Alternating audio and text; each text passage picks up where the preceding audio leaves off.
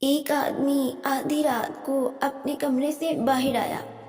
اس وقت اس کے گھر میں تمام لوگ سو چکے تھے۔ وہ کمرے سے باہر آیا اور ٹی وی لانچ میں بیٹھ گیا۔ اس نے ٹی وی آن کیا اور کچھ ایسی چیزیں دیکھنے لگا جو کہ مناسب نہیں تھی۔ اس کا خیال تھا کہ گھر میں موجود تمام لوگ گہری نیند میں سو چکے ہیں۔ اچانک دروازہ کھلنے کی آواز آئی۔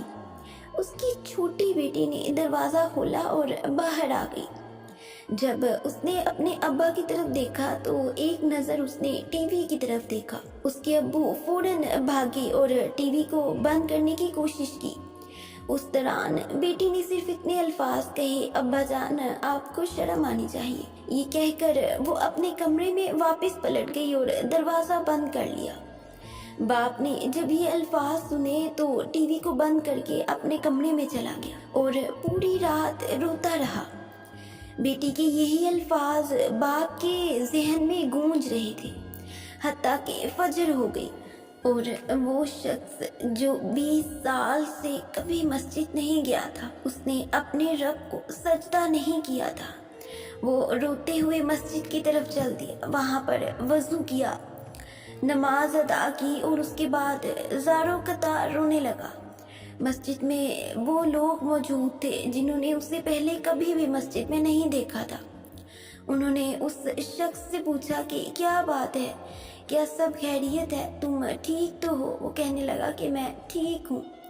بیٹی کے الفاظ اس کے کانوں میں گونج رہے تھے۔ اس کا ایک قریبی دوست وہاں موجود تھا۔ اس نے اسے پوچھا کہ کیا بات ہے، تم کیوں رو رہے ہو اور آج تم یہاں؟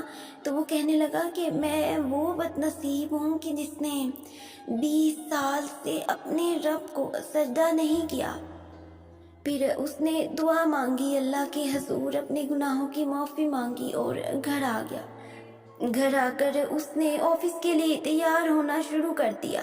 بیٹی کے الفاظ ابھی تک کانوں میں گونج رہے تھے۔ وہ بہت تھکا ہوا تھا۔ آفس میں جا کر اسے کچھ نہ سوچا، بس بیٹی کے الفاظ کانوں میں گونجتے رہے، کیونکہ وہ پوری رات سو نہیں پایا تھا اور اس نے پوری رات روتے ہوئے گزاری تھی۔